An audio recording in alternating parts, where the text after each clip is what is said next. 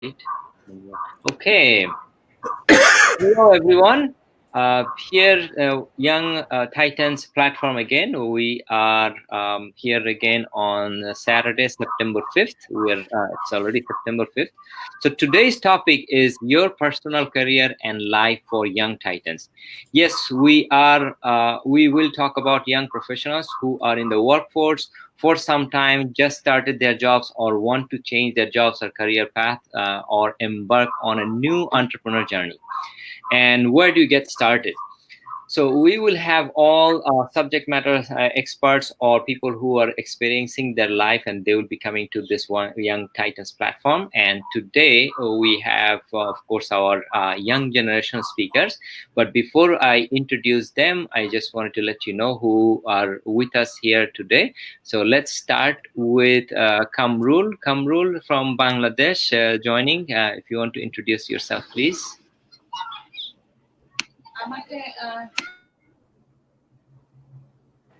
Hello, everyone. I'm glad to be here. Definitely looking forward to this session, and this is something I think our generation is actually much needed. So thanks for bringing this out to the world. Thank you. Ron, if you would like to get started with your introduction. Thank you, Sheikh, and everybody. It's great to be with you. Our business is the Cooper Culture, the emphasis on the word culture, where we help businesses establish a culture, and that is an environment where young professionals can feel like they are genuinely a part of a business.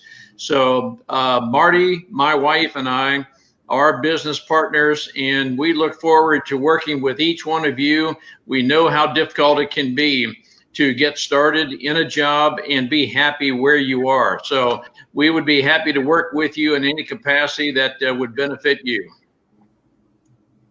Okay, Jahid, we are live in the Facebook page also, right? I hope. And Raj, if you want to introduce yourself. Sure. Well, first of all, let me welcome everyone, all the young titans. This is a beautiful platform. I already spoke over here, and I hope I added value. And today, the speakers, I'm going to let them introduce, but they are going to be adding so much extreme value to you. As a part of the team, I am a coach. I'm a trainer. For 30 years, I was working as a chief financial officer. And after that, I have my own business, had my own businesses on the side. Right now, I am working with a radio station where I have my show. I just authored a book. So lots of things going on. And I'm trying to add in value wherever I can, specifically if you can learn from me and my journey. That'll shorten your time instead of reinventing the wheel. If you listen from all of us who have already gone through these things, then what happens is that you can learn from it and don't make the same mistakes. You'll have to make mistakes to learn, no question. But what happens is it shortens your time frame and it puts you much ahead. So that's the main aim for us to be here to add value to you. Oh, wonderful. Thank you. And then we have a couple other people who might be joining or on the road, and one from UK, another person from Timur from South Africa, and Dr. Halida. I don't know if she is online yet. Probably not. Okay, she is our advisor from Johns Hopkins University in Maryland, USA, and I am also in Maryland, USA. My name is Sheikh Jilur Rahman, and I am at this moment the founder of the UNEX Leadership, and who is actually getting this young titans platform established, and we're trying to reach as many young titans as we can to help them out on their journey who are just graduating or graduated, and then they're in the workforce for a few years, and what you're gonna get. Now, our speakers today, which is the most important part here, Enam and Madhuri.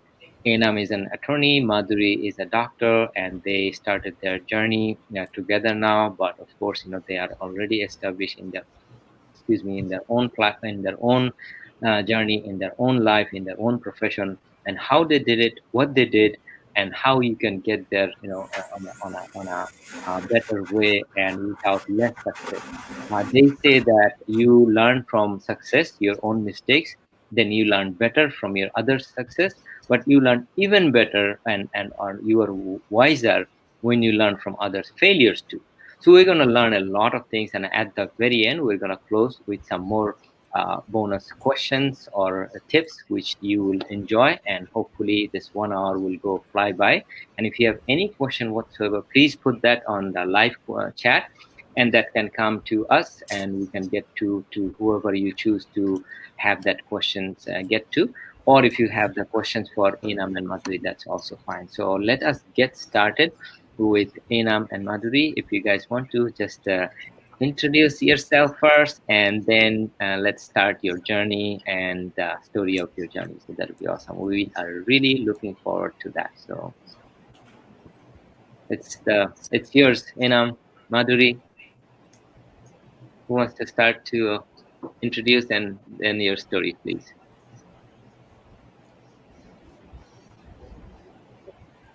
Oh, okay. Can you hear me? I just Yes. want to make sure. Oh, okay. So thank you very much, first of all, uh, to you and the Young Titans platform for inviting us today. It's really a great honor for us and pleasure to be able to share our experiences with the audience regarding, our professional and family life. So I wanted to thank you all again for having us today. So we are going to sort of interweave our session.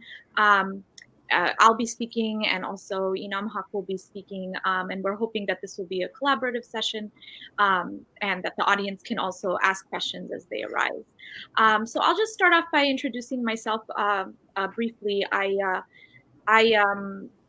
was born in Chicago, the eldest of 4 children, and have lived in many states throughout my life, about 7, and grew up mostly in California. From a very young age, had an interest in going into medicine, specifically in women's health and reproductive health, not just in the biological aspect, but also the social aspect of, women's health and reproductive health in the United States and also all over the world.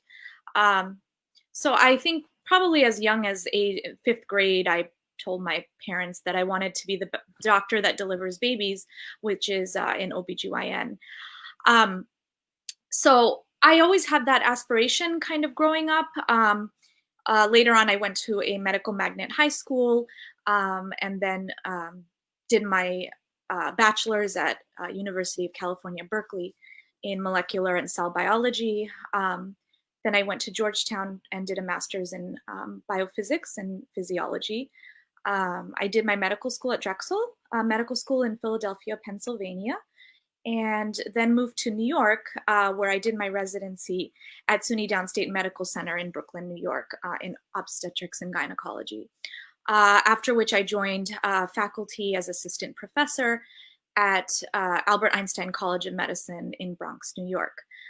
So that's just a short snapshot of just, I guess, the CV details. And of course, we'll be going into more of the personal and sort of goals and struggles and, achievements that we've done throughout the way. As far as some other interests I have an interest in international health and education.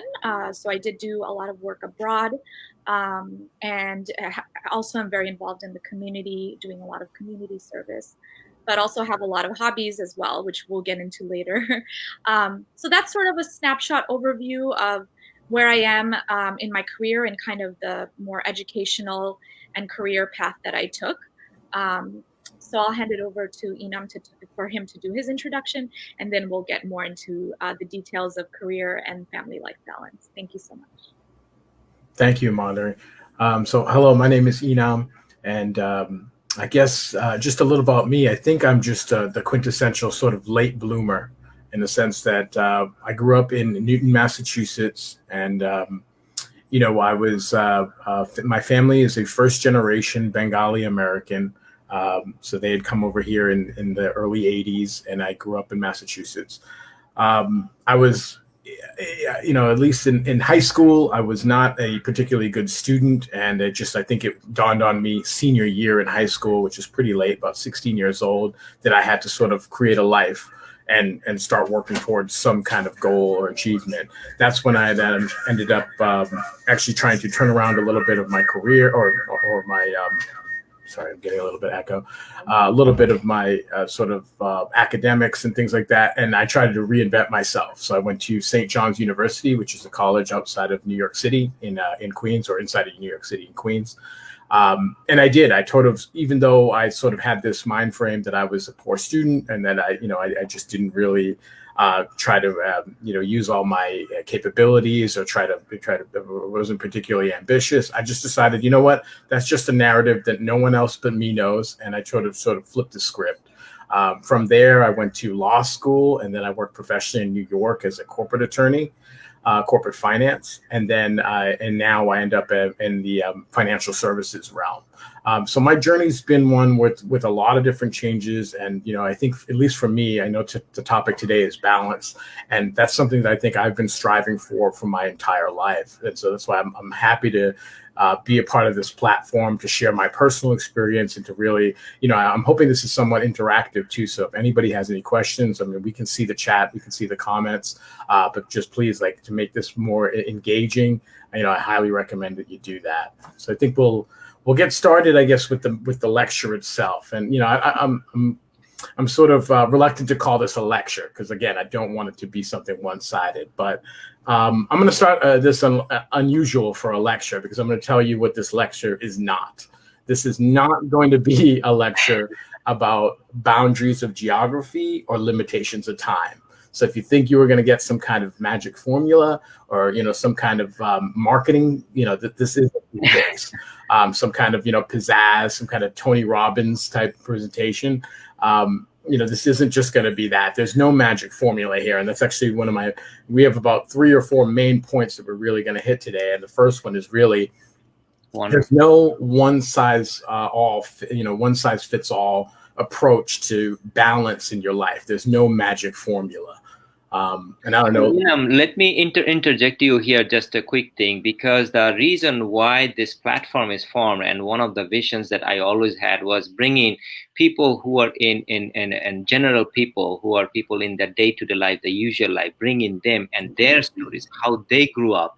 It's not, as Inam said very nicely, actually, it's not a lecture. It's not a Tony Robbins kind of thing. It's not that kind of, overwhelming early successful people and that kind of thing who are who's who. But at the same time, these are who's who in general life. These are the people who did from scratch and from their own life, how they build their own life. So as you just heard, Inam, I know him from childhood, so that's why I can even interject myself. I have that privilege to let you all know that yes, from the place that where he started and the struggles and the immigrant background and everything there, his parents and everything, and Madhuri is not too different from that, and from there where they are, and it's not there and at least Inam, as he said, student wise or school wise and stuff like that, it's not like they're cream in the school or anything like that. But I thought, I think he's a very bright, very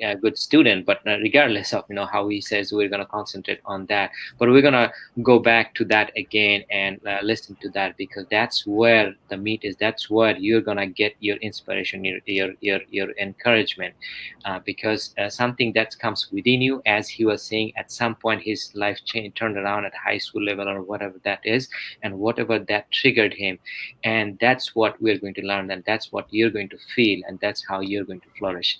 But yeah, don't make me stop you guys. Please carry on.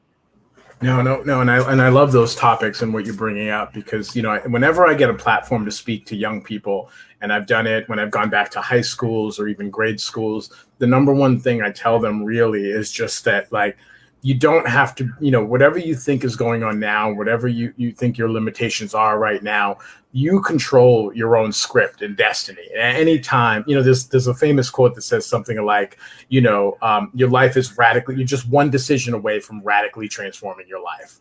And it is true at some level, because, just like when it's easiest to do it in a new place. So when you just start at, let's say, for instance, a new college campus, no one knows anything about you. They don't know that you're not good at math or whatever it is that you think is in your head that you're not good at. So it's a perfect opportunity to sort of constantly reinvent yourself. And I always tell young people that no matter what you think about whatever it is, those are just things that are sort of inside of you, and no one knows that on the outside. You can work to achieve those things. And I drastically turned around my own, I remember, academic career, which I felt like for some reason or another that I wasn't good at certain things, that I didn't have these capabilities. And then it turned out that, it's just finding the things you like, finding anything that you're passionate about. Those are the things that you got to really push. And that actually brings me perfectly to the second point. And I'll let Madhuri take it, but it's really about, you have to figure out what you want in this life. And it is evolving, it is changing, and it's something that maybe at 22 years old will change by the time you're 32 years old or 42 years old. But it's something that you need to try to figure out. And it's going to change, but it's something that you really should be emphasized, and not about sort of societal expectations or cultural expectations or influence, but really the things that really motivate you, the things that get you up in the morning.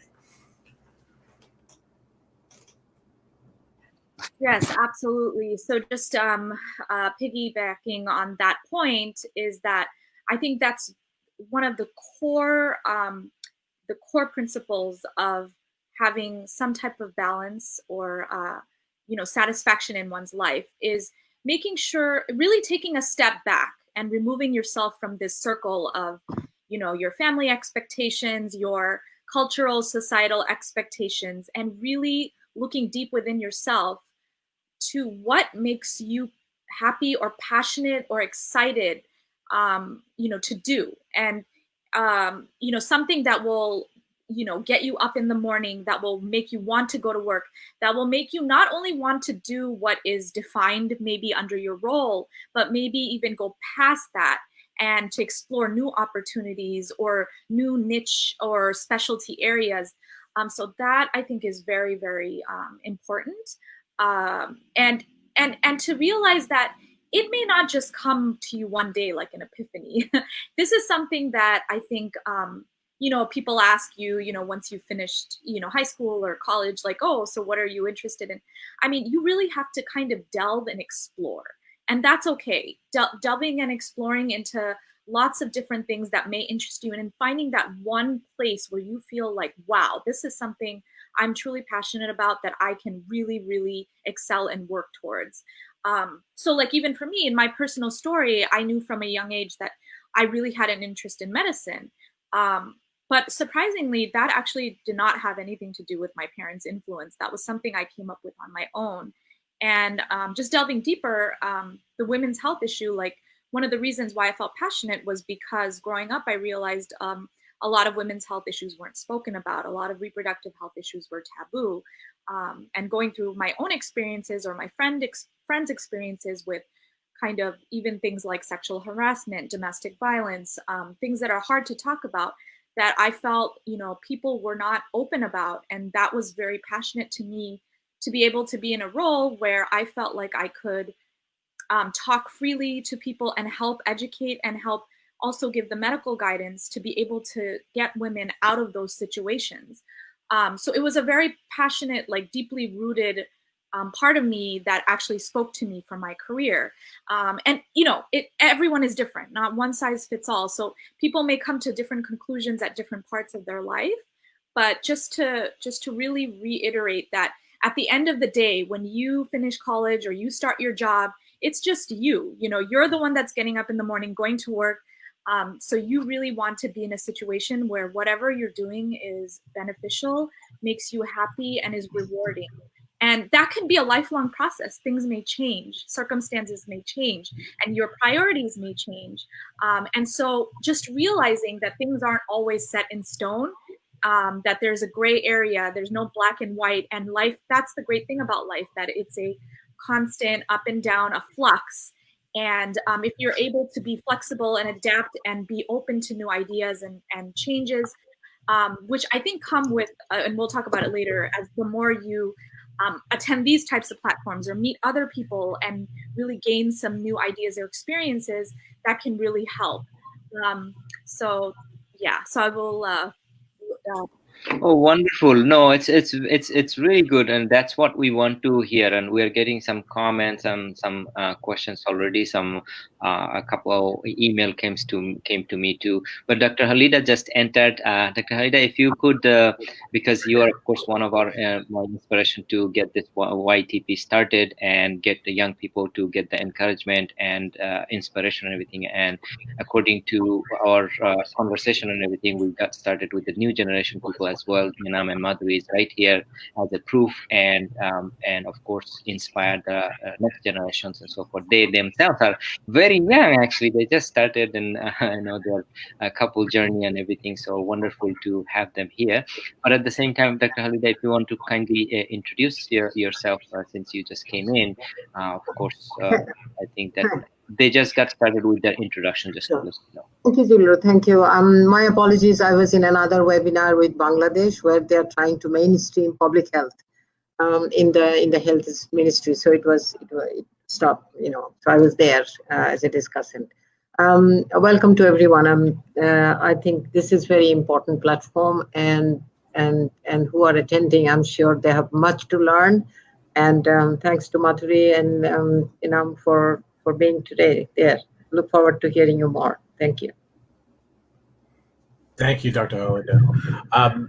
So I guess there's two things that I think Madhuri just discussed that I think it's worth kind of delving into a little bit. One is, I think at least for me personally, my journey and what I consider to be sort of fulfilling, I have found, and it was something that I found definitely later in my life, but service to others, cultural, and community service and things like that is something that really does feel good. I'm in a part of some groups here in New York City where I think sometimes people talk about if they're having a bad day and sort of how to get out of the rut. And somebody always says, just go do something nice for somebody, anybody. Because it's just, there's something so nice about that. And there's tons of psychological studies, and you can Google these things or Bing them or whatever. But there's just service to others as a component that I think, at least for me, has been extremely rewarding and fulfilling. And it's been something that it wasn't really a part of my journey early on. Because in the very beginning, as you're sort of trying to scratch an existence in this world, and you tend to, maybe focus on financial objectives or whatever it is, you're not really thinking about, sort of like others in a sense. And not to say that that's a bad thing or a good thing, but you are, especially early on in your career, you're sort of laser focused on you, which is important. But I think that at least for me, my journey has definitely been that I find a lot of different valuable insights and not just for me too, to do them. Like anytime that I feel like I give, I also get, and it's just, so it is something for you in a sense too. But it is, something that at least for me that I found later in life to be much more enjoyable. And the other thing that I wanted to note too is, again, just look at what we're going through in the world today with COVID-19 and the pandemic, right?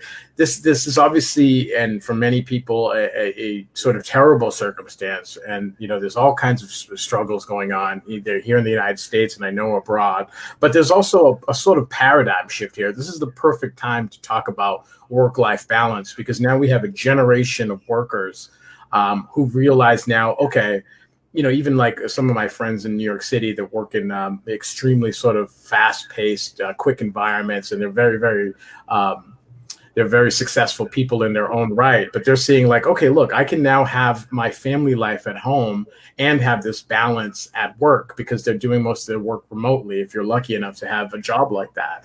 But it's just it's a paradigm shift, because it's introducing a way of life that never really existed before this. This isn't your staid sort of 9 a.m. to 5 p.m. job in, an office building somewhere or in, some kind of factory or location. That people are finding that there's this mobility here. So I wouldn't, you have to deal with life circumstances. You don't have as much control as you think about how things go. You definitely do have to take things to go, go with the flow sort of.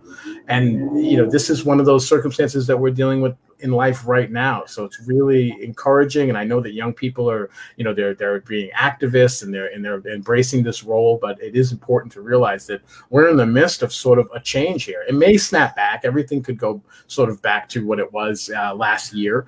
But, I suspect that there's going to be things here that sort of stay. And this concept of a work-life balance is definitely something that I think people are going to take another look at when we now enter this sort of new era. Yes, absolutely.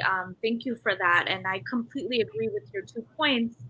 Number one, that, finding a balance of something that's rewarding for you. So, for example, like you described, community service, giving to somebody, that also applies to me, like being able to, do something for others or give some type of community service. Now, that may not be for everybody. This, as we said, is a not one size fits all. So it's really about exploring what things really bring you happiness or feel a sense of rewarding joy. So for somebody else, it may be a certain hobby. It may be a certain spending time with a family or friend. And we'll get more into that later in depth, but just keeping that in mind, that it is really important for a lot of us who are starting our careers. We're so focused on, oh my God, I have to do well at this job. I want to advance in my career. I want to go up the ladder. And I think what we are trying to say is that a healthy way of balancing that career goal with also life satisfaction is by also engaging in other activities that will be rewarding to you personally, and it has nothing to do with your career or other expectations from society. Our basic 3 to 4 points that we want to really touch on today, as we've mentioned before, and I'll just reiterate them, is that number one, there's no size fits all approach or magic formula to this. Number two, you have to really figure out what you want for yourself, not uninfluenced by other factors around you. Number three, that balance is really equals fulfillment. That it's really about like figuring out what fulfills you. Yeah. Not what it is to somebody else, not what you think it should be, but really what is personalized to you. And that word was selected very carefully there. Notice we didn't say balance is happiness in your life. And again, this goes with, I think, the overall picture of at least my own life experience that, happiness is something that does, and yes, you do want to fill your life with joy and things like that. But there's so much that you don't control. There's so many things that are outside your sphere of influence that inevitably you're going to be put in a position where you're not going to be happy. A loved one may pass or get sick, or something may happen in your life that you have no control over. So it's hard to say, oh, well, my goal in life is just to be happy my whole life. It's very difficult because there's so many things that can sort of hinder that. So we talk about fulfillment as sort of the, and not to get too philosophical here, but that's just the human condition. You want to be a fulfilled person. You want to be well adjusted. You want to have a range of emotions and different experience. You're going to, I can guarantee everyone, and I don't know how many people, you can't see the number that are on this chat right now, but everyone here is going to have in their life in the next year, some smashing success, some smashing failure, some kind of loss, some kind of in a sense of some kind of sadness. It's just going to happen. And so, I think when we talk about fulfillment, it's really about just getting a sense of something that's complete, that's whole. And that's why it's a range of different, it could be happiness, it could be other things, but we didn't want to make it too sort of egocentric where it's just going to be things that, I feel like there's a happiness, like profession developing, like there's this religion of happiness that's sort of sprouting up, and the social sciences are focusing on it. But it's just like, at least to me, I feel like it's hard to just focus on that narrowly.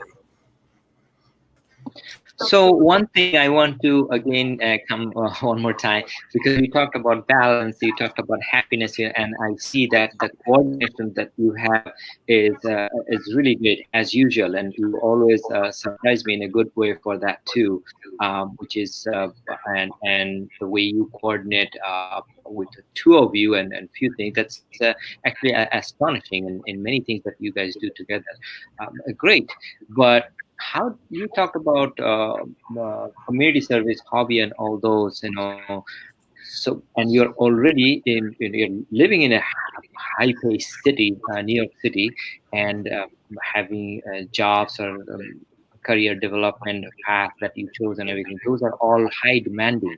So how do you envision yourself that, okay, within that you'll have that balance? I mean, I know balance is almost like a taboo subject, and I know Ron personally don't believe in balance in work life, which is the teaching from our mentors, John Maxwell also. But other than that, I mean, how do you do that? How do you get time, in other words, and do all those things, and also progressing in your own journey and with your own vision and the things that you'd like to know, without influencing others' vision in it, or if with or without, I don't know. But I'm just saying, of course, you have a nice vision and nice understanding of that. How do you create that, and how do you follow that? Yeah, I mean, that's a great question. I think for me, at least, when I first started my professional career, I was a corporate finance lawyer. Um, and I chose to be a sort of a corporate lawyer, which is, if you're familiar with attorneys or barristers or counsels or lawyers or whatever the concept is, wherever you're from, there's the type that are in court and that are litigating and that are sort of arguing cases, and then there's a whole generation of lawyers that are sort of behind the scenes doing paperwork. I was one of those lawyers. I still am. So it's just not the, some people think I'm a lawyer and I'm always arguing in court and things like that. There's different types of lawyers.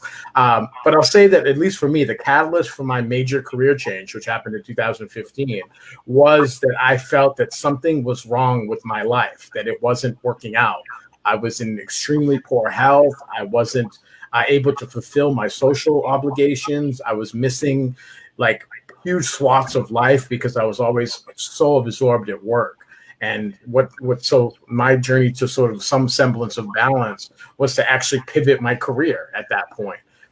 So I was working maybe 80-hour weeks, waking up at 9 a.m. or going to work at 9 a.m., working till 10 o'clock p.m. on the usual, sometimes much later. I would usually work Saturdays as well. So I had one day off. And even though it was enormously lucrative to work those hours, and I was lucky enough to have a career like that to start with, something was definitely out of whack. So at least for me, it did come with some degree of sacrifice in order to have something more akin to balance. So for me in 2015, I had pivoted careers where I used my legal background and the knowledge and experience that I had gained for 10 years, which is what I did as a lawyer, and brought that to a non-legal role, that where I still get to use that experience. I still get to use, sort of my skill set that I had, but it's for a different clientele, and it's not without the demands that it was on my time.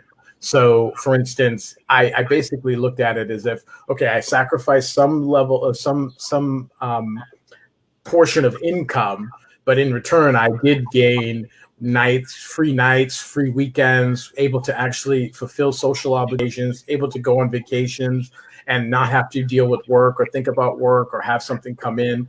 And so, some of it is sacrifice too, because at that point, I felt like I couldn't have both here. I couldn't manage my own time and go to the gym and work on my personal health or my spiritual development or anything like that, because I was sort of dominated by work. And I didn't realize that too. The funny thing about that is, at that moment, if you're surrounding yourself with people that are in the same sort of boat, so to speak, that are in the same sort of life current as you don't realize that could potentially be abnormal. For instance, like in the United States, being a lawyer or being an attorney is much different from being a teacher, for instance, or a doctor. Teachers have, summers off and they can have, other things. But if I'm surrounded by people that are all in New York City, in finance, trying to climb and trying to, be in what they call here, sort of somewhat derogatively, the rat race. If you're in that sort of scenario, you sometimes don't realize how much there's other types of life that work. So you almost have to kind of get a glimpse of, okay, what am I assuming here? Why do I think this is like totally normal? But I think somewhat intrinsically, I felt that something was off.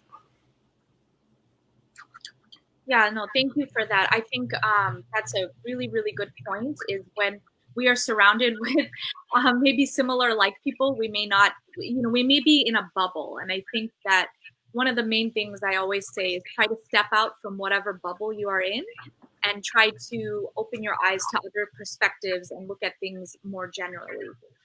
Because sometimes we get so caught up in these things that we don't even realize that things might be unhealthy or malignant. And so that's very, very important. I'm going to actually touch upon, I definitely believe that there are sacrifices that may need to be made in order to have the balance sometimes. But I'm going to touch a little bit about certain tips when you're starting your career to try to work through some of these things first. And especially with your employer or your colleagues. So for me, for example, when I first started working at the hospital, it was a brand new experience. I didn't have a supervisor over me. I had to make medical decisions on my own. I had residents or medical students below me who were looking up to me as the, person who's going to give them direction or make the final decision. And I realized that not only did I have that liability, but I had to also set an example for others. And that's a lot, I think, for many careers, I believe. You enter at a certain point and there may be people under you and there may be people below you, and finding that balance to be able to work with both as you're working up the ladder. So I would always say that when you're starting a new job, it's really important to, when you're going through your training, really learn the skills well. Don't pretend like you understand if you don't. Ask questions, ask for help, clarify, really feel comfortable with your role and what you are supposed to do. You don't have to pretend that, you're understanding something that you don't. And I think, showing from the beginning that, you are capable of working hard, that you are a team player. Another really big thing is communicating. If you have concerns, voice them, but voice them obviously in a respectful manner, but really show that you're an engaging employee that really cares about your role. And I think, these impressions can be very important moving forward, because there will be a time when you want to be able to tell your supervisor, and a lot of jobs, will have these end of the year evaluations, either every 6 months or every 12 months. And I think that's a very, very important time in your career, especially when you're early on, to be able to say, how am I doing? Be able to take constructive criticism. How can I improve what I'm doing? And then also be able to, on the flip side, say, what your priorities are or what you have done so far and accomplished. Like, make it known what you've been working hard on. And so I think these are really important things, because from the beginning, you really want to have that communication with your boss, with your supervisor, and you want to encourage your own personal improvements and growth always, because there's always, more to learn and ways to improve yourself. So if you're able to establish that kind of relationship, I think from the beginning, I think that helps go a long way, because what happens is to end with your colleagues. Like your colleagues, you'll see someone's sick, someone had a family emergency. If you're able to say, look, I will cover for you, or what do you need? That's really, really helpful, because there's going to be a time when you're going to have a family emergency or you're going to have a certain need, and it will be so collegial if your work colleague can step up at that time. So it's a give or take, and I think that's something that's important, that to make that work environment like a community. These aren't just your work colleagues, they're people too, with their own personal lives, their own children, their own sick parents, their own religious celebrations, whatever it is. So just keeping that in mind. And I think nowadays in the millennial generation, most couples are both working, almost 80%. So you want to really maybe talk also with your partner about how you're going to kind of have this work-life balance, and kind of talk about the roles and dividing up things, because you don't want it to be too overwhelming for one person. So both people have to kind of help in with household chores and other responsibilities, but also maintain that work life. Another thing I would say is, when you're starting early in your career, think about your goals. Think about your short-term goals. Maybe, I want to show everybody at work I'm doing well and be promoted and make more money. But what are your long-term goals? Are you thinking about family? Are you thinking about other interests that you want to pursue or other hobbies? Some people have other things they do on the side. They may be a musician on the side. I personally have an interest in theater. I like a lot of like acting and public speaking. And so it's how are you going to fit all those things in? And those are really important to think of even when you're starting your career, because you really want to kind of shape the way that your career will grow according to those goals. A few other things I would mention are finding a mentor, whether it's at work or outside of work. That's always helpful because you want to have someone, when you don't have that much experience, you really want to get advice or guidance from somebody who's had that experience, somebody who will be able to tell you, how you can improve, someone you can go to for help, someone who may even give you a recommendation later on. Networking is very important. I would highly recommend going to any work events, even social events, because remember, your colleagues, your boss, your supervisor, they're all human beings. They're all people. So you may see them at work in a certain way, but when you go to like a social event or a holiday party, you really get to know them as a person, and that can really help your relationship with people at work and realizing the humanness in them. And that really plays a role later on when you need a certain balance or you're going through a difficulty in your life, because we're, at the end of the day, everybody's human, even though at work, everyone may have a facade or may have this very, different approach. So I think that's also very important. Getting involved with professional conferences, if your work has conferences they go to, networking with other people from other companies. For me, it would be for doctors from other hospitals.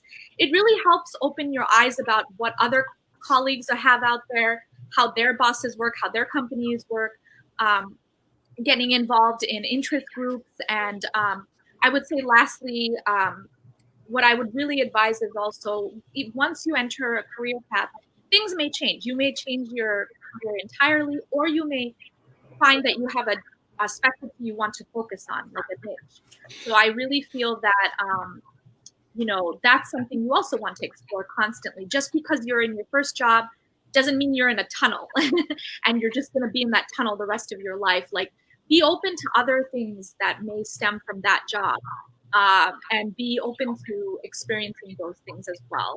So for me personally, I would say, even though I'm a physician and OBGYN can be very grueling, I realized that not only do I like the medicine part of it, nothing else really would probably get me up at night unless it's the delivery of a baby, I realized.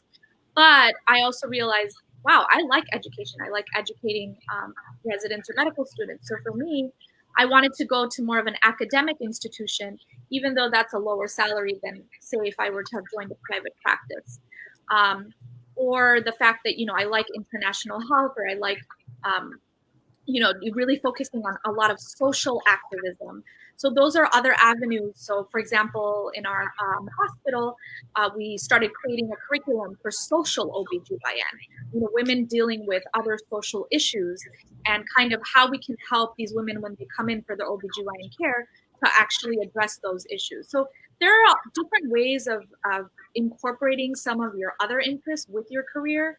And some of the ways that may be able to be more clear is through like having a mentor or networking with others, or even telling your supervisor during these evaluations, like what some of your interests are and maybe your ideas for how you can incorporate that into your own job description.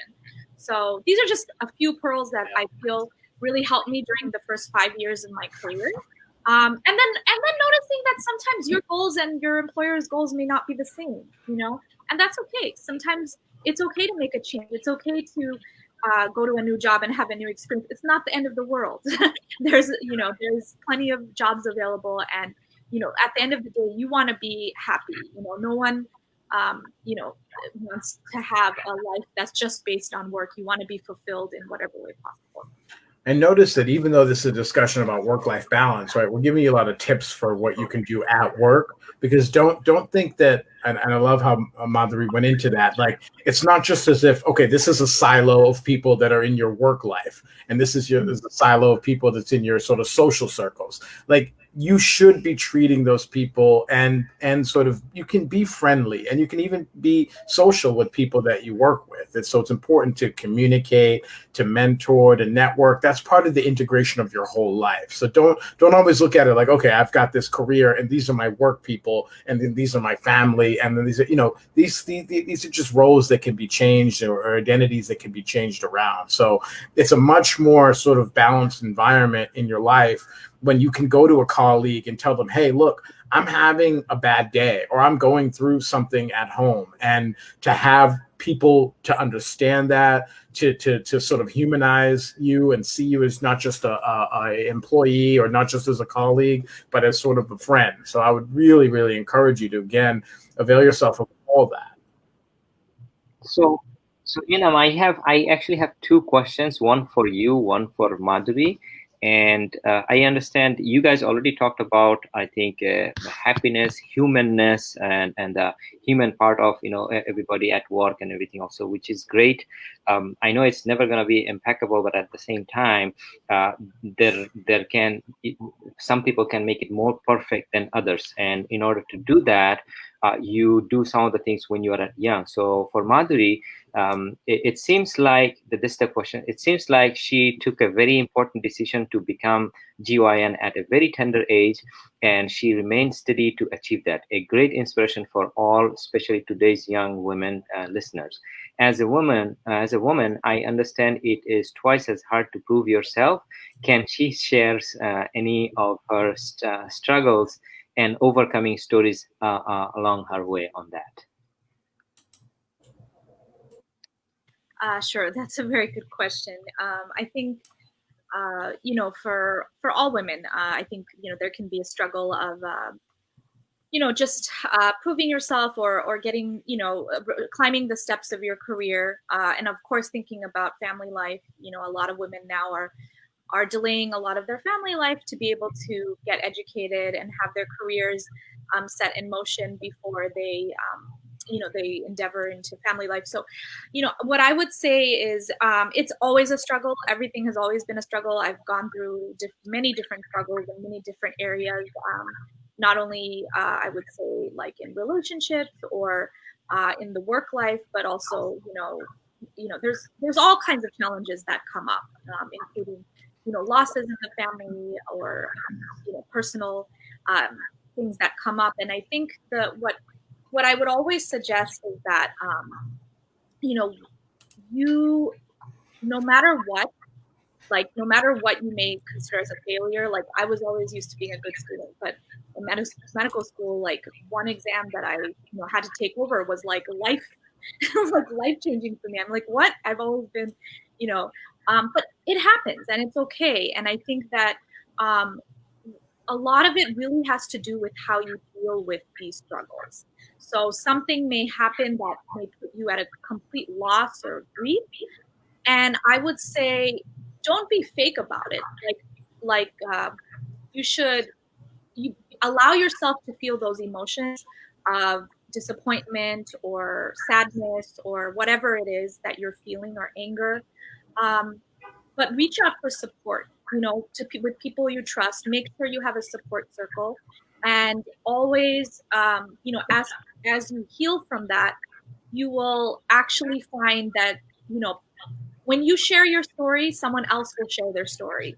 When you share your story with a mentor about a personal struggle, they may actually surprise you with their own stories and how they dealt with it. And you learn how to kind of not only heal, but also come back stronger.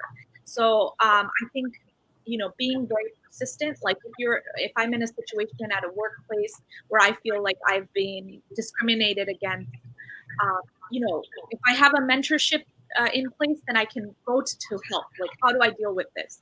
Do I go to HR? Do I go to some supervisor that's higher? And how do I, kind of try to do a conflict resolution? So I think it's a matter of not giving up, always looking for resources and people that are higher up that can help you. So establishing that relationship and just being very persistent and not giving up. So I hope that helps in some way. Yes, I think that's a great tip, and the resources I learned at some point early, but I did not practice it as good as I would like to. But now I believe in that. Question for Inam: how did he turn himself around at that young age? What was the driving force? I mean, it's tough. I think just moving, at least in the United States, in the way education works, you go from high school, which is your primary sort of grade school, to college, and I think that was the first taste for me of, okay, I'm going to be leaving, my hometown. I'm going to go to a new place, and I think the idea somehow got in there that this is a reinvention, and I just got somehow a feeling that I could do anything now from here, that I'm in a new place, I'm in a new environment. So, I'm not sure if there was like a specific, sort of epiphany or anything other than just I think a big change of scenery, which I guess I'm just in favor of in my life, and that somehow works. It's just that you constantly have an opportunity to sort of redo things in a way, especially if you're. I mean, I think for some of that, it comes from I had some regrets. I've always had regrets for a long time in my life in different ways, and it's like, how do you manage those? How do you deal with that? Do you hang on too long? Do you try, or can you find a way to sort of go above it? So I had a regret about not trying as hard when I was in grade school, and I had something like that where, and it kind of touches on what Madhuri just spoke about, which is just that, the real test of character is really, how you deal with adversity. It's easy to be a great person when you're successful and everything goes right in the world, for you. But it's like, well, how do you deal when when you get sort of punched in the mouth and you fall down? It's how do you get up from that, and what do you do? How are you going to be a better person? And for me, that's been a lifelong journey. And there's just, for every success in my life, and there's been a lot of good ones. I was student body president when I was in college. So I ran for president of student government, and law school. I totally changed it around. I was actually an excellent student there, graduated with honors. And, but to think like, okay, for every success that I can find and pair in my life, which at least nowadays I'm even sort of, I don't like to talk about it because I don't want to sound like I'm bragging, but there has been a lot of success in my life. But for each one of those, there's been a really bad loss somewhere. You know what I mean? And it's just thinking about, and maybe people don't want to talk about sort of those things, but it's really like when I was 21 years old, my father passed away, and that was very hard and difficult for me. And it was, again, something where I think I did learn that it's about sort of how you move forward. And like life deals you a certain sort of way of life, and you don't have a lot of control over that, but you do have control about how you react to it and what you do. And I think, at least for me, I've always been very optimistic that things will work out. You don't want to find yourself in sort of a pessimistic spiral, and you just want to focus on, well, what are the positive things I can take from this? So I think anyone that's really gotten or attained anything of value, there's been a struggle to it. There just has. If something's just given to you really easy, there's not a lot, I don't think you'll have as much sort of happiness about attaining that thing. But when you've gone through sort of a life where you've had to really scrap and get something, it's meaningful, and it changes you, and it changes your character. And that's a journey that continues, like even today, I'm on the edge of being 40 years old. I don't know what I'm going to look like in a decade from now and what my life will be, but I'm open to it being totally different, or all kinds of changes, or even the goals that I think I have now, I may not. Wonderful. I mean, we're almost towards the end of our things, because then I have to open it up for all of us to discuss, even though we are kind of doing that from my end at least. But the last thing I want to interject on is that as a couple, because now you are coming from well, your parents' background is very similar and all those things, I understand, and they are immigrant, first time here and stuff. But you guys are either born here or almost grown up here from a very young age and everything. So there's a balance and all those things going on, which we kind of privately talked with Dr. Halida the other day, all of us and stuff. So now bringing on that, so in one sense, as the definition goes, I can call you guys as like the second generation, so to speak. So on that part, and also as working together from different point of view, different background meaning different cultural um, establishment from family and stuff, and coming from different lawyer background and medical background, and so that too, and now working together, understanding each other. But you guys are doing great, and of course, God will bless you with more. But now, how do you continue to? Is there any plan? Is there anything that you thought of, or what would be your one advice kind of thing that this is the right thing to do? At least these are the limit that everybody should maintain as an individual or person or a couple or any of that thing. Thank you. That's definitely a hard question, but we'll probably have different answers, I'm sure. But I will say that I think it's a continuous process.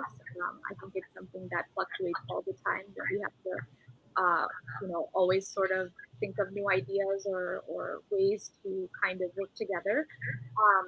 I will say though that I think once you sort of know your own passions or your own things that are important to you, it really helps to share that with the other person, because then you sort of respect each other's, personal needs. And I think that's also where a lot of the balance comes in, aside from career, but being able to understand each other's, personal needs and balances and ideas. And so, um, I think certain things to really think about that not only apply to when you come home from work, but when you are dealing also in a family or couple relationship is being able to communicate with each other, not letting it wait, communicating right away. This applies also at work. Don't let things build up.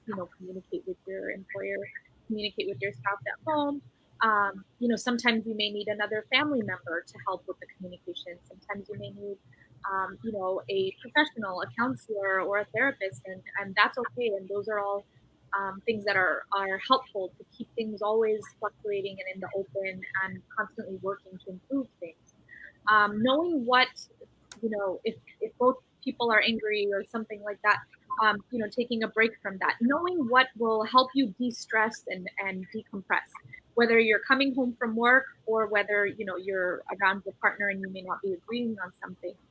But, taking a break and tapping into your creativity, like whatever, people have said that, whatever your creativity or creative expression is, if you're able to follow that, it leads to better physical and psychological and mental health and stress relief and higher self-esteem. So, I think respecting each other's hobbies, like for example, I really like a lot of theater and performances, and I've done dancing and lots of public performances.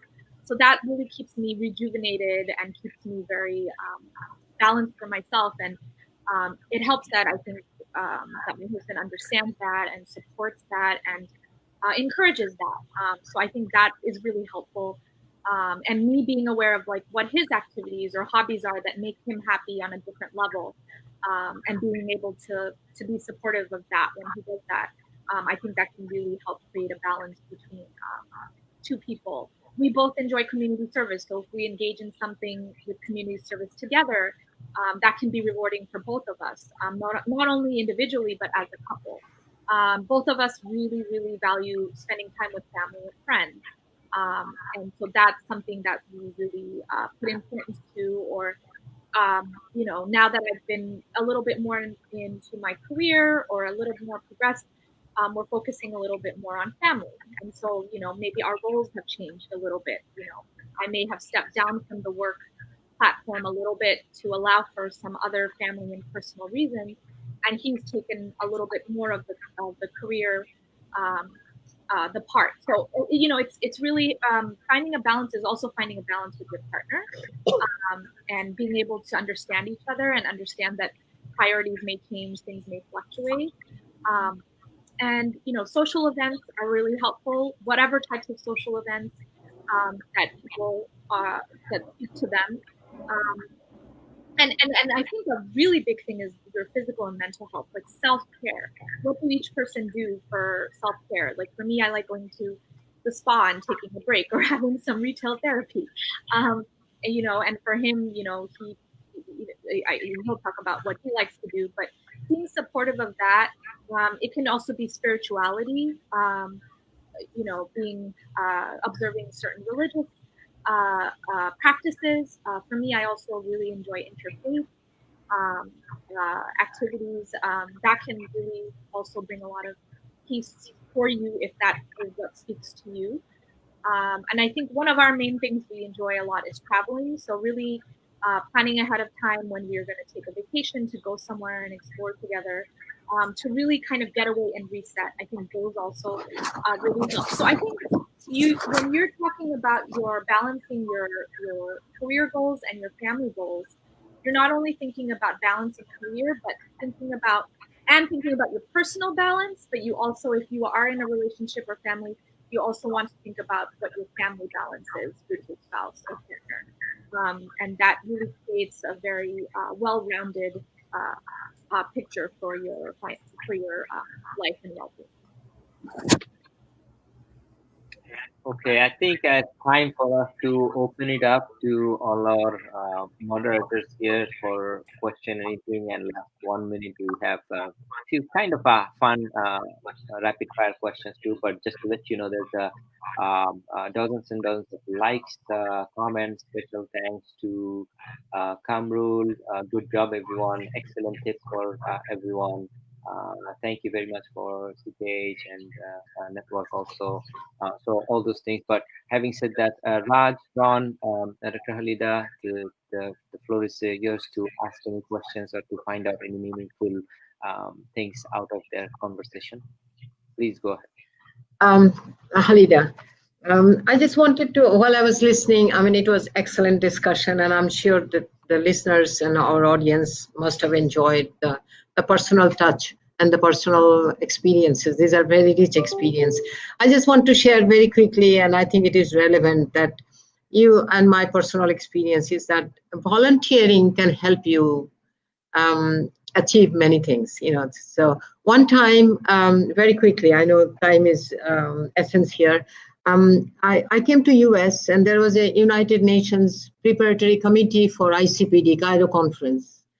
And my sponsor was a SETPA, who were Women in Management Group. And in that, I'm a reproductive health epidemiologist, I'm a researcher and all these things. So I said, what should I do? I cannot speak their language that well, that they have been talking about women in management. I said, look, I'm going to be your rapporteur. Okay, you discuss, and I will write it down, and I will make a presentation of the summary of that one. So I did that. And I think I made a summary of what they discussed, and they liked it. So what they did, next day in the UN forum, they nominated me as a chair of the Asia region. So my job was to go and talk to various people from our region and collect the reproductive health related issues and make a presentation for 10 minutes. So that volunteering gave me that opportunity. So from the NGO side, they gave me 10 minutes and I talked about it, and it was, I think, very well accepted. In the next PrepCom, that was PrepCom 3, I think this has an effect. And they made me vice chair of the chapter 7, where the chair was the ambassador Bigman. And if you remember, the UN on the top, people are sitting. So I was there, a lady wearing sari as a vice chair. And my job was to finalize the chapter 7 of the program of action. And all 189 countries had to accept each and every word. So I needed their vetting to finalize that one. So this is an excellent example of volunteering. A simple volunteering can take you from there to there. So this is what is my message for today. Thank you very much. Thank you for giving me the opportunity. That's wonderful. Well, thank you for sharing that. I think that's a very important point. When I was saying that, go for mentorship or go to networking, go to events, go to conferences, be involved in You interesting, did, you yes. never know what doors open for you when Exactly. you go there, because there will be other people there. And you absolutely may be connected in certain ways that you would not have even imagined if you hadn't done it. So really exploring those experiences, volunteering or making yourself go out there, but things that you actually enjoy. It Yes, shouldn't be that's true. for your CV just to check a box, but things you actually enjoy. But really, really try to be involved in those things because they may lead you to other opportunities. For me, I actually had a personal stories for my, I was really involved in different medical organizations. And like I said, I like hosting and emceeing and public speaking. So I did that in one of our New York cultural medical associations, which is where Inam's aunt was actually on the board. And I didn't even know her. I went to many events. I guess she saw me. And then later on, she actually was our matchmaker. So I was saying, you may have different types of career or even personal opportunities that may open up. You just don't know. So always be open and always be enthusiastic and put yourself out there. Thank you. Yeah. That must have been an important community work. Sure. Ron, you have any questions? Anything to add? Thank you, Sheikh. Midori and Enam, thank you very much for your wisdom. Enam, I'll tell you very briefly, I resonate a lot with your background. You and I have a lot of similarities. It is my impression that we guys tend to put a lot of emphasis on work as our fulfillment. Enam, it was my take from what you were saying that even though you had a law degree past the bar, you were not totally fulfilled with being what I think you were calling it a paperwork lawyer, but rather you changed your emphasis to leverage that part of your legal background to vary your emphasis in what you wanted to do for the job. And with that, you were more fulfilled.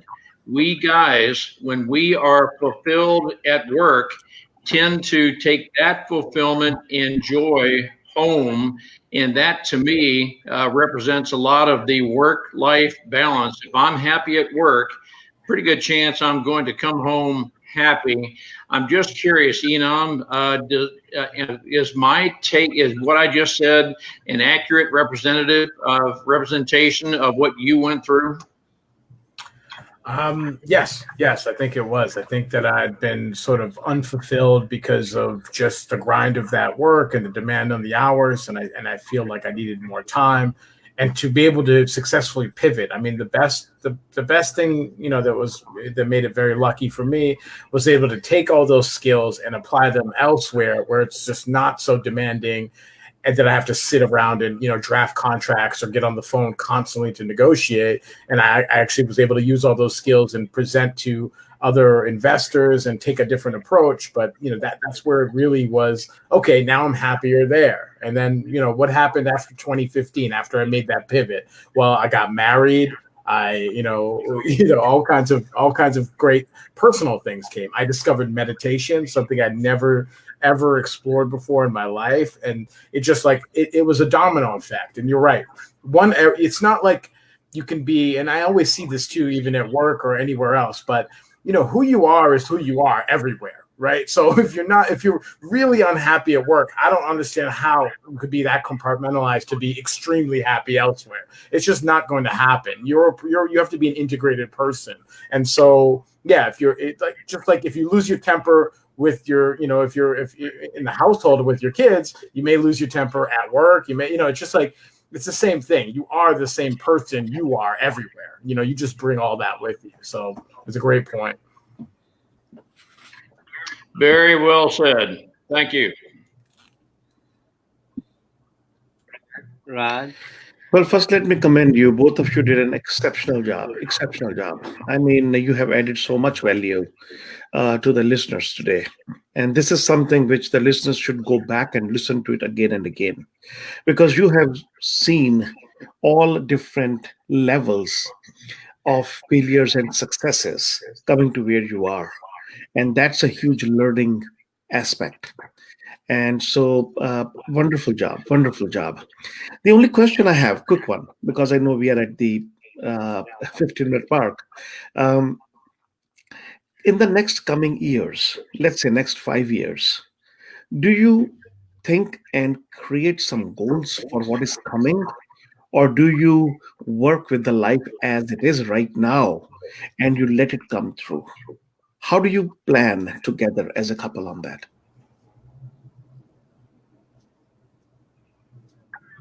That's a very good question. I will say, uh, we're not obviously discussing this, but I would say in that answer that we probably do a combination of both. So maybe we may have some type of idea of what we may want coming up, but I don't think we're so set in stone that that's the way it absolutely has to happen. That things may change, that it may not go that way, and I think we're pretty open to that.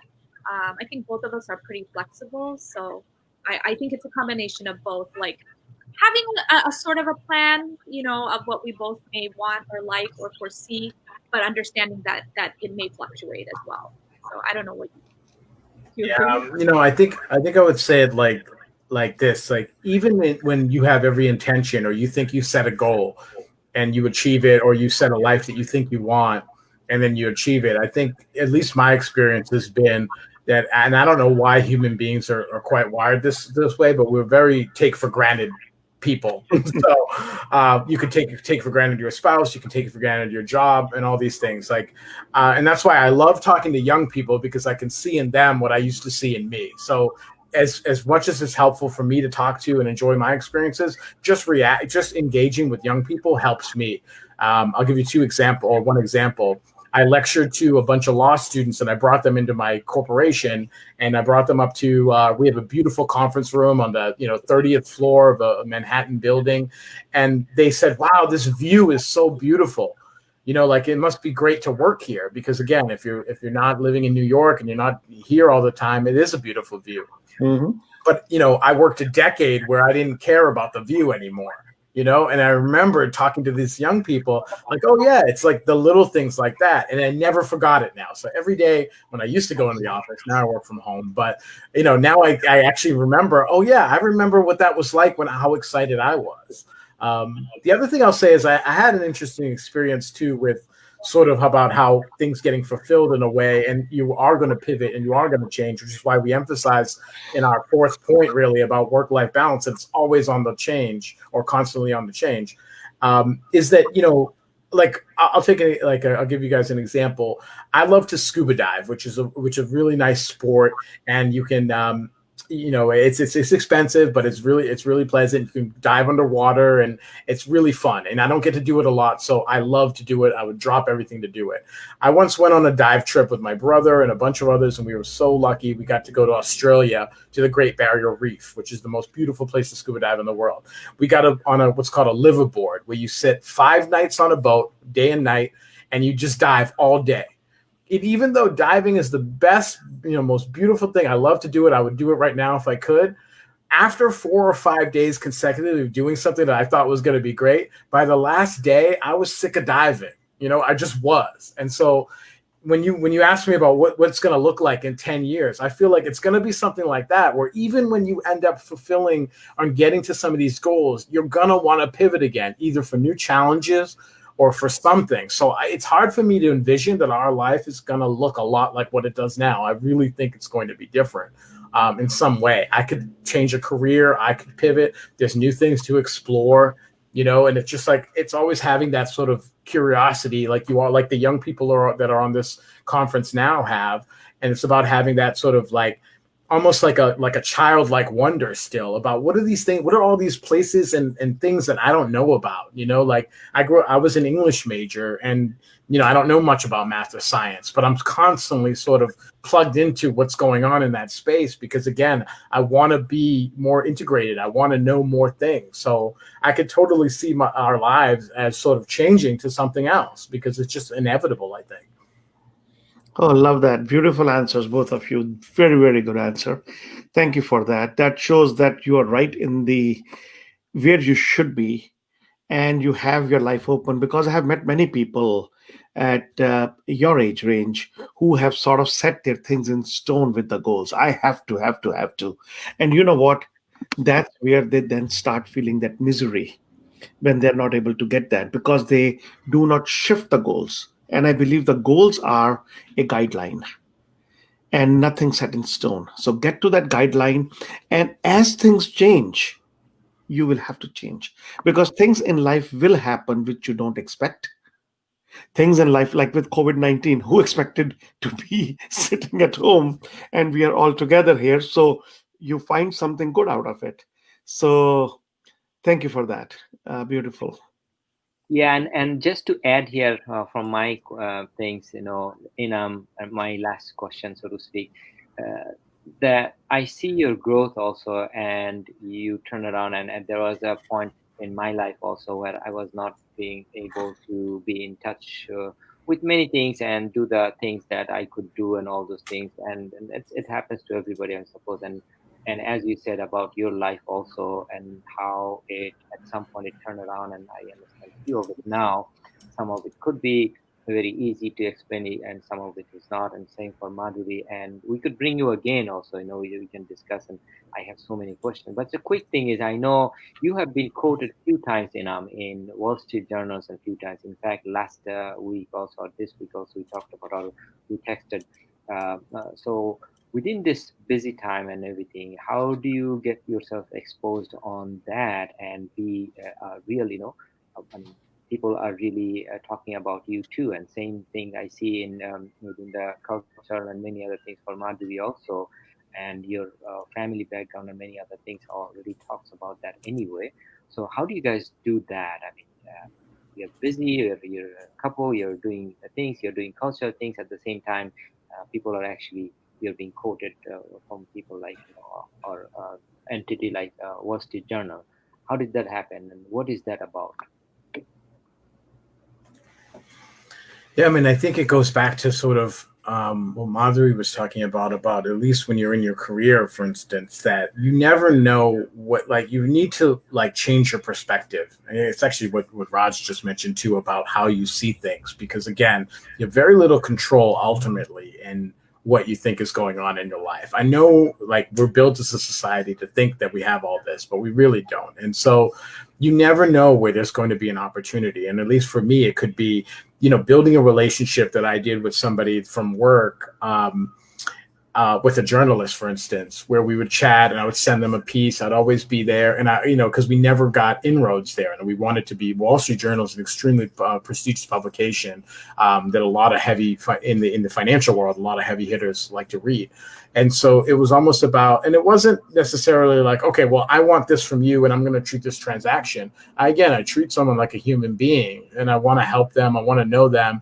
And like the same things that I can help them, they can help me. So it's almost, again, a big give and take. So it's all just about, like, I can't emphasize enough communication skills, being able to write clearly. I do see in this like generation that's sort of coming up, because you guys are used to texting and abbreviations and things like that. It's really murky when you guys do like a professional thing. And I see it and I say, oh gosh, like you got to go back to fundamentals. You got to read, the best way to become a good writer is to be a good reader. For sure. Like, you got to go read good works of fiction or the New York Times, things with better vocabulary. But, it's all about communication and style, and how am I going to put this in such a way to that delicate sort of, at least for me with networking, I always felt awful about it. And I always felt like I was a bad networker, because, I always felt like, well, I want something and I need something and I need to go get something from somebody. But when I drop that idea of me, right? Because I have a story going on that I'm a bad networker. So I take that out of the equation, and then I kind of approach it like, well, this is all a give and take, and you never know when opportunities are going to come up, Wow, wonderful. I have a couple questions again came, so those should be almost the last end. After that, we'll take a minute or so, and then we'll end it because we are over time. Okay, from Timur, when people change your thinking, how do you respond? I think it's to both of you. When people challenge your thinking, how do you respond?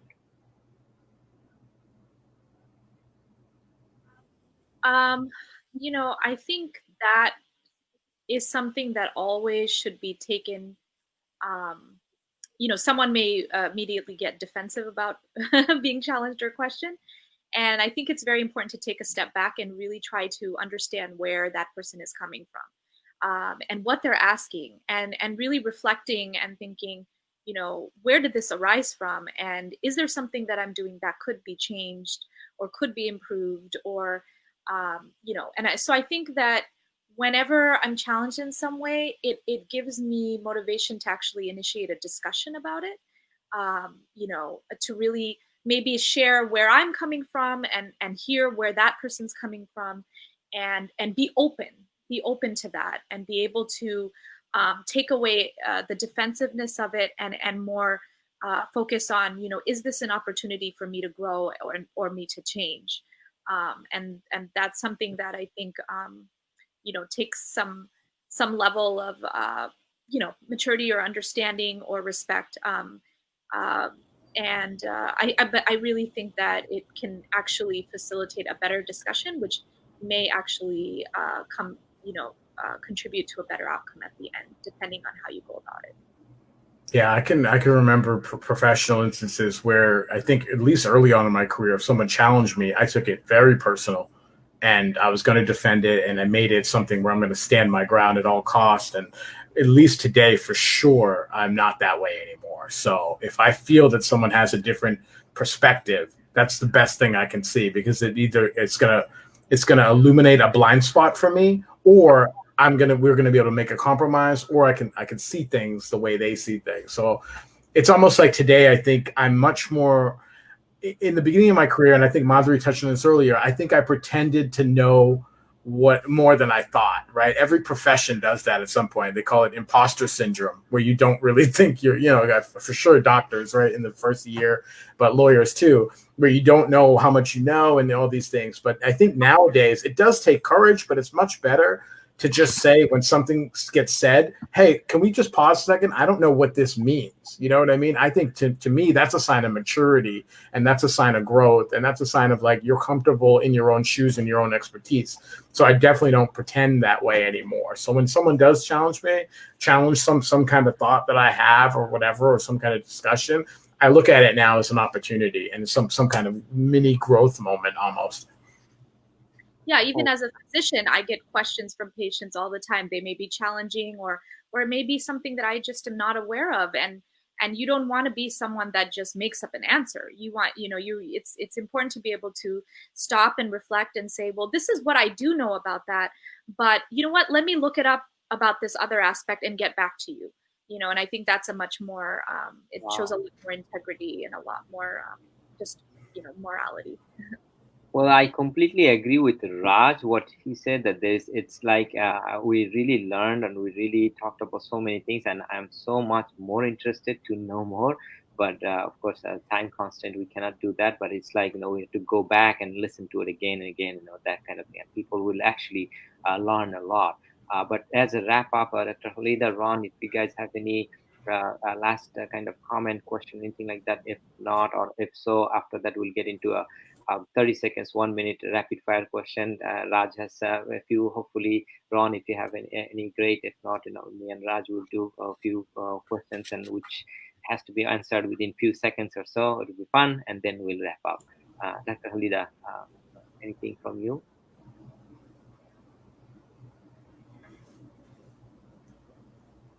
Here, are you on mute? not going to ask question, but I think this is very rewarding. This is very inspiring, and this is very encouraging to see that how a couple in the United States, started their career and then had moved on. So these kind of life part of the cycle of a life is a good example to our people. We should do more. Zillu, thank you to you for bringing such couples, and I think these are excellent examples. We should do more of that.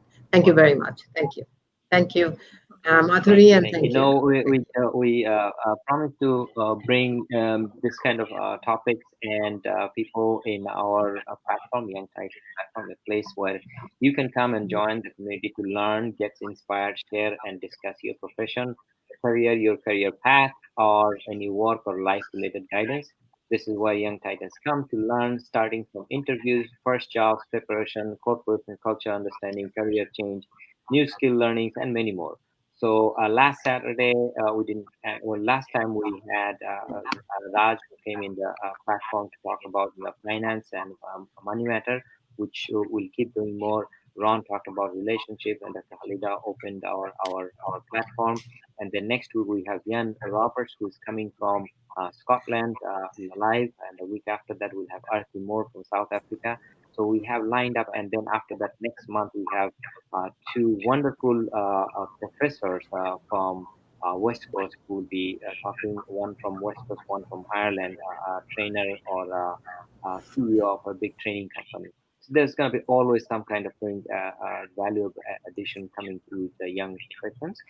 But now, right now, we're going to get into a few seconds of rapid fire questions. With that, we'll end. Thank you to Madhuri and Inam and all of you who are watching and will be watching this later on, I know. And thank you, Dr. Halida, especially, and Ron and Raj, of course. So, Raj, do you want to start a couple and then I'll do a couple, or you want me to start? Well, in lieu of time, I'll just ask a quick question with one thing. What is one word that describes you? What is one word that describes you? That's a good question. And that's a rapid fire questions. You can answer within 2 seconds. Oh man, Hardest question, huh? yeah, I think it'd just be optimistic. Okay, Madhuri? I would say passionate. thank you. Good, Sheikh.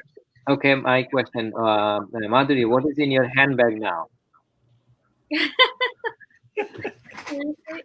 We'll need another 45 minutes then. Right. I don't know if you want me to tell you everything. But probably my wallet, phone, makeup bag, snacks, tissues. Okay, what is the big regret, if you have any? You don't have to answer. If you don't want to, you can say pass, that you have in your life.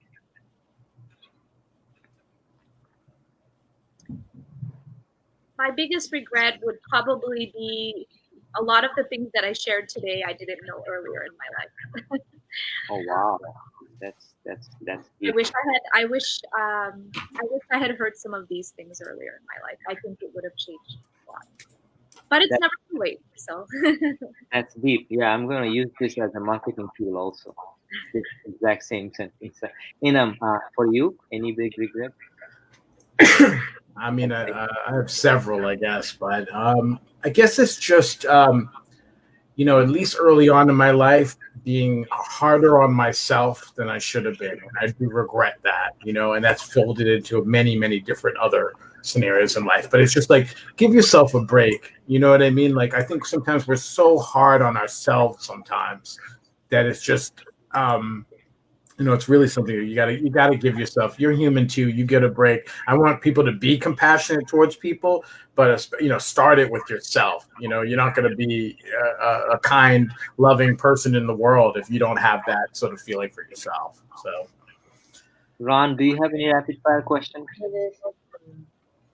No, I'm good, Rod. I mean, Sheikh, in the context of the time we have, but thank you for your insights, Madhuri, and very well done.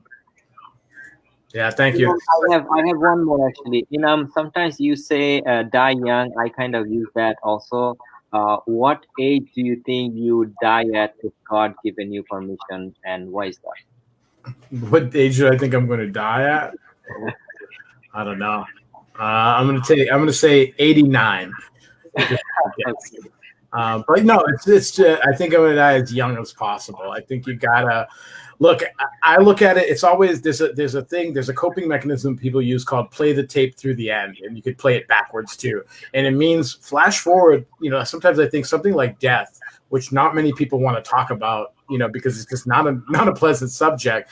But it is good to think about. Well, at the end of your life, what are you going to have that you're going to be proud of? What are you going to regret? So you're going to say, I don't think anyone personally has said, "Oh, I wish I spent more time in the office." You know what I mean? And I always took it to be, okay, well, start backwards from there. Then I don't want to be in this position where you end up doing something, or there's a great book, and I'm not trying to pitch anything, but it's called like The 5 Regrets of People Dying, and it says, and it's about a hospice worker who interviewed all these people at the end of their lives, over 10,000 people, and there's 5 top regrets. You can go and Google it, but one of them is like, I wish I spent more time with family and friends. I wish I didn't live my life under someone else's expectations.